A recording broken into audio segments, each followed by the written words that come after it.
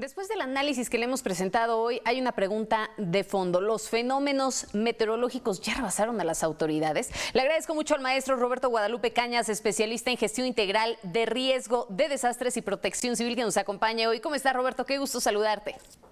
Magda, el gusto es totalmente mío. Como siempre, un placer saludarte a ti y a tu auditorio.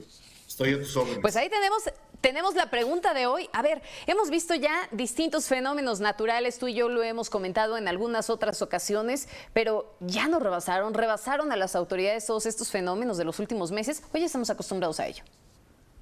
Mira, lo que pasa es que estamos en una situación muy importante. Primero, llevamos 3 años de una, no quería decir atraso, pero la verdad es que se sufrió un atraso en lo que fue la implementación y desarrollo de la gestión integral de riesgos en el país, derivado de ahorrar dineros, derivado de dirigir esos recursos hacia otro lado. Pues lo que son los apoyos hacia las áreas de gestión integral de riesgo, las unidades estatales, las unidades municipales, se han visto muy reducidas. De por sí los teníamos muy castigados, ¿eh? Recuerda que yo siempre he dicho que la protección civil no es una prioridad nacional, y esto lo estamos viendo cada día y más en estas situaciones. Ahora parece que seguimos fortaleciendo el crear clientes de los riesgos, el clientelismo del riesgo, en donde nos conviene aparecer entregando láminas, nos conviene aparecer entregando refrigeradores, nos conviene aparecer en algún lado. No a lo mejor en la inundación, no a lo mejor en el lugar, pero conviene estar teniendo a estas personas para recordarles tarde o temprano que, pues, que no se olviden quién se los dio, ¿no? En realidad, lo que deberíamos estar haciendo son acciones de prevención desde hace mucho tiempo, muchísimo tiempo, acciones en donde la gente ya estuviera participando de una manera muy fuerte en la parte de prevención, desarrollar una gobernanza en la cual todos los actores sociales, políticos, económicos estuvieran teniendo una función prioritaria en esto, y no nada más esperanzados en que el gobierno voltee a darles, en que el gobierno voltee a esto.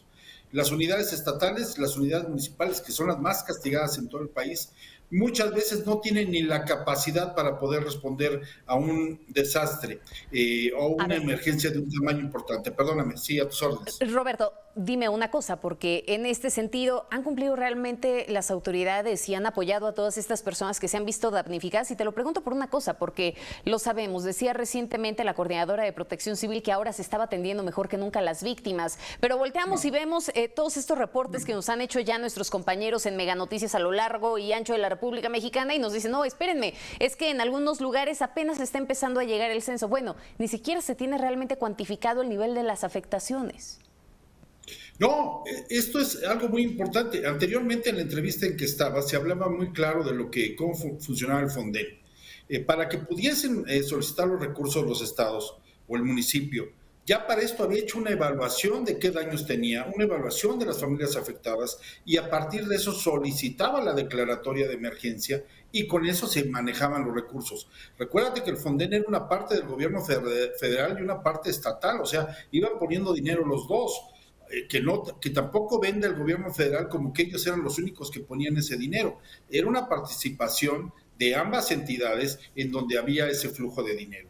Ahora, con esto de que se lo quieren dar personalmente a los damnificados, estar manejando una tarjeta de apoyos o lo que tú quieras, se ha visto muchos problemas primero en tener realmente un censo real de personas damnificadas. Cuando ya se tiene el censo de personas damnificadas, da la casualidad que del otro lado de la República nos cayó un norte, cayó una lluvia torrencial, estuvimos teniendo alguna situación grave, y cuando entonces dejan en stand-by todos estos procesos y no dan los apoyos necesarios. Se han reducido recursos en todos lados. Han reducido recursos personal en las áreas, por ejemplo, en la Coordinación Nacional se redujo mucho personal, en las áreas estatales se ha reducido personal, y en las áreas municipales, bueno, ya ni platicamos, ¿no?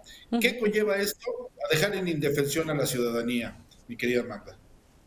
A ver, ya sabemos una cosa, y ya mucho se ha hablado, ¿no? Tú y yo lo hemos conversado. Ya se eliminó el Fonden, sí. Ya. Ok, ahora hay que ver nuevos mecanismos. La pregunta es, ¿ahora qué? ¿Con qué? ¿Para cuándo? O sea, ¿cómo se le va a hacer? El problema, mira, híjole, Magda, es que estás tocando un tema nodal. El mañana es un verbo que utilizan, bueno, es una acción que utiliza mucho este gobierno de ya lo vamos a hacer, ya lo estamos haciendo, ya lo vamos a ver, y no llega, nunca llega esa acción. Entonces, a una persona que ha perdido su casa, que ha perdido todo lo que tenía en su casa porque se inundó o sufrió una afectación, no le puede decir que mañana ya podrá volver a dormir en ese lugar si no se ha hecho lo mínimo para poderlos dar. Una persona que ha estado en un albergue, no tienes idea de lo que es el problema del albergue en el aspecto tanto psicológico como en el aspecto social de esto. La idea es que siempre el daño que se cause por un desastre sea muy rápido la recuperación de la zona donde surgió esto. ¿Cuánto tiempo se va a tardar en entenderlo este gobierno federal? Lleva 3 años diciendo que no pasa nada y que lo está teniendo mucho mejor. Con pruebas en la mano te podemos decir que esto no es cierto y que es un muy buen discurso que le llega a mucha gente, pero no a los damnificados. Hijo, y esa es la parte más preocupante, ¿no? Porque el asunto es que se siguen acumulando todas estas personas y que ahora el tema es cómo va a fluir. Ahora, dentro de todo esto se decía que, bueno, desaparece el Fonden y que llegan entonces los seguros, estos seguros por desastres naturales, a hacerle frente a la tragedia. Realmente, ¿cuándo y cómo van a operar? Porque me parece que también hay cláusulas importantes en donde se señala que si un huracán no tiene cierta categoría, pues no se puede acceder al recurso. ¿Consideras que sería necesario entonces generar algún ajuste dentro del presupuesto que van a tener estados y municipios? Aunque sabemos que puede sonar un tanto utópico. Sí, claro, pero mira, los instrumentos financieros para la atención de desastres no es nada nuevo, Magda. Se utilizan desde hace muchos tiempos en muchos países. Es más, el estado de Chiapas tuvo un excelente manejo de estos fondos, de estos seguros contra desastres, que bueno, si pasaba el desastre les pagaban el seguro, si no pasaba el desastre, pues sucede como muchos, ¿no? O sea, tú pagas tu seguro de vida esperando nunca morirte o por lo menos no morirte en ese momento, o el de tu auto esperando no chocar. Aquí, ¿qué es lo que pasa? El Fonden necesitaba un ajuste. Ahora van a crear otro fondo de desastres. Bueno, yo no sé cómo le van a poner, pero necesitan tener las herramientas para todo esto. Las reglas, ponerlas, si quieren, muy estrictas, sí, evitar que se pueda hacer un mal uso de los fondos. Estoy totalmente de acuerdo.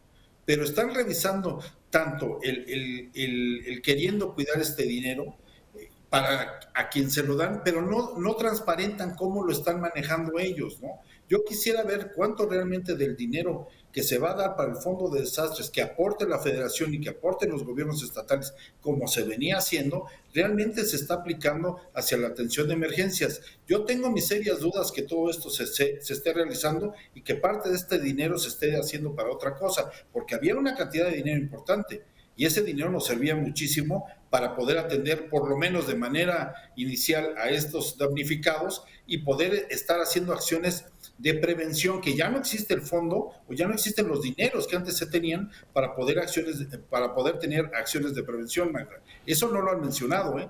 Creen que lo único que pasa son desastres. Pero el asunto, Roberto, es que se le siguen asignando recursos, ¿no? 9,024 millones de pesos, lo comentábamos hace un rato, y para el 2022, 9,261 millones de pesos. Sí, ¿y dónde está transparentado lo que se usó ya? O sea, el problema no es que le des más dinero, ¿no? Qué bueno que le estás dando más dinero. Pero así como se exige que el cumplimiento sea adecuado, bueno, nosotros como ciudadanos lo que pedimos es, explícame cómo lo estás aplicando. ¿A quién le has dado? ¿A quién no le has dado? ¿Dónde está ese dinero? Si lo maneja el ejército, si lo maneja Marina, si lo maneja la Coordinación Nacional, eso es lo de menos. Debe de existir una transparencia muy clara hacia ambos lados. Oye, recientemente cuando fue esta cumbre de la CELAC, uno de los puntos que tocaba Marcelo Ebrard, pues es que era necesario el poder crear un fondo para los desastres naturales y que, bueno, dentro de estos acuerdos que se hicieron en la CELAC, acordaron que iniciaría con 15 millones de dólares. ¿No es un tanto contradictorio?